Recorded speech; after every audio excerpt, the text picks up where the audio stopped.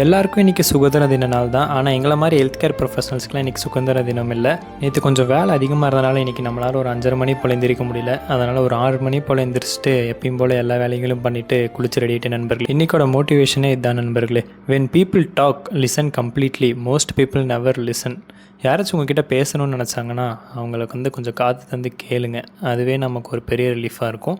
8 to 5 வேலையை முடிச்சுட்டு வீட்டுக்கு வந்ததுமே நம்ம ஸ்ரீகிட்டேருந்து ஒரு கால் வந்துச்சு. சரி என்னடான்னு சொல்லி அவள் வீட்டுக்கே போயிட்டேன். நமக்குன்னு பார்த்தா ஒரு சர்ப்ரைஸாக ஒரு ஷர்ட்டெல்லாம் வாங்கி தந்தாங்க. அதையும் எப்படி இருக்குன்னு சொல்லி போட்டு பார்த்துட்டு எனக்கும் செடி வளர்க்கணும்னு ஆசை, அவளுக்குமே நிறைய செடி வளர்க்கணும்னு சொல்லி ஆசை. சரி நம்ம இன்றைக்கி போய் ஒரு நர்சரி போய் பார்த்துட்டு வரலான்னு சொல்லிட்டு 2 பேருமே கிளம்பிட்டோம். அங்கே போயிட்டு பார்த்தா ஒரு செடியும் ஒரு வகையில் அழகழகாக இருந்துச்சு. எதை வாங்குறது எதை விட்டுறதுனே தெரியல. அவளுக்கும் இந்த ஸ்னேக் பிளான்ட் ரொம்ப பிடிச்சிருந்துச்சு. எவ்வளோ வேலைன்னு சொல்லி கேட்டப்போ தான் எங்கள் 2 பேருக்கும் ஹார்ட் அட்டாக்கே வந்துருச்சு.